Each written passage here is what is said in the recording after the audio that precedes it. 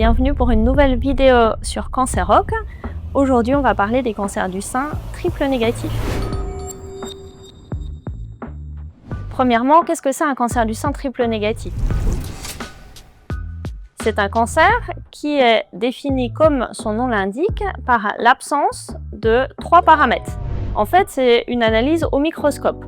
Quand on regarde les cellules cancéreuses au microscope de ces cancers triple négatifs, on va se rendre compte qu'ils n'expriment pas les récepteurs aux hormones, c'est-à-dire les récepteurs aux estrogènes et à la progestérone, et qu'ils n'expriment pas non plus le récepteur HER2.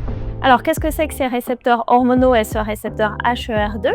Si vous voulez plus de détails, je vous propose d'aller ici sur ce lien où on a fait 2 vidéos sur les récepteurs aux œstrogènes à la progestérone et une deuxième sur le récepteur HER2. Ces cancers du sein triple négatifs, ils vont toucher en fait 15% des femmes qui présentent des cancers du sein. Si on estime qu'en France, chaque année, il y a à peu près 60 000 nouveaux cas de cancer du sein, ça va faire que presque 9 000 femmes en France chaque année vont présenter ces cancers du sein triple négatifs.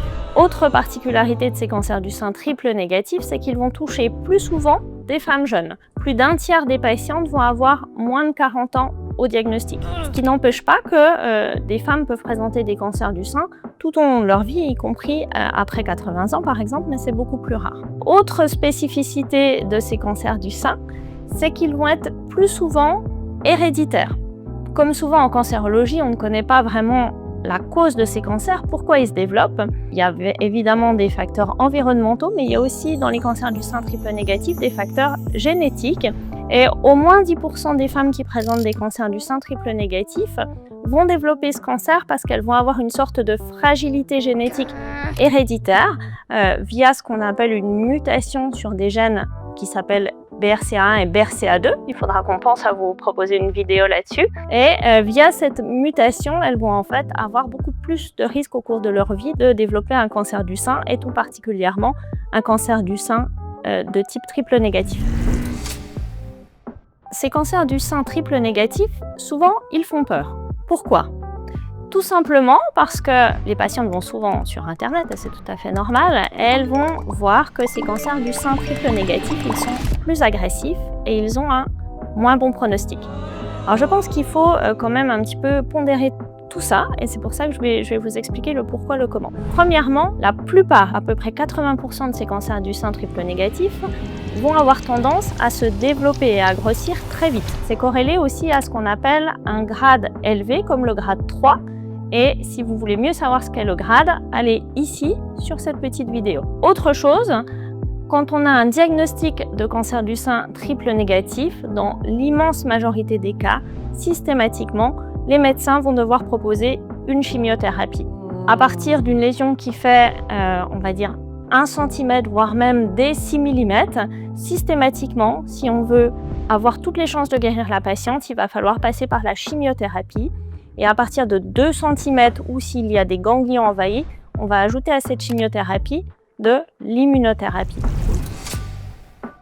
Au niveau du pronostic, vous avez peut-être pu tester avec vos médecins, souvent on n'aime pas trop donner des pourcentages.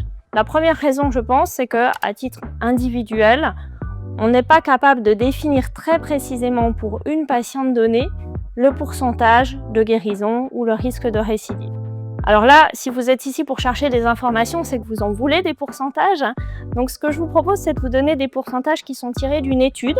Donc c'est forcément une population de patientes qui est souvent assez grave, parce que quand on fait une étude pour évaluer des nouveaux traitements, on prend des cancers qu'on a envie de guérir encore plus. Et si je prends l'étude qui a validé l'immunothérapie dans les cancers du sein triple négatif, le taux de patientes qui n'ont pas récidivé à 3 ans, c'était à peu près 85% avec l'immunothérapie.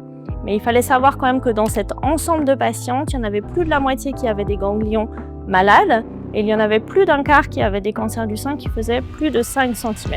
Donc évidemment, c'est des pourcentages qu'on ne peut pas extrapoler d'une personne à l'autre, mais ça vous donne une idée et ça vous dit aussi que le taux de guérison reste malgré tout quand même très bon et qu'il va être fortement dépendant de la sensibilité du cancer à la chimiothérapie et à l'immunothérapie.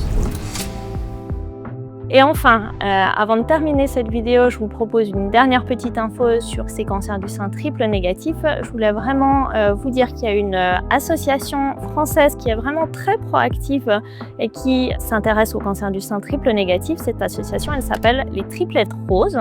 On va vous mettre le lien dans la vidéo. Et donc, si vous voulez consulter leur site, il y a vraiment des brochures et des informations qui pourront peut-être vous intéresser. Merci d'avoir regardé cette vidéo de Cancer Rock. N'oubliez pas de liker, de vous abonner et d'en parler autour de vous.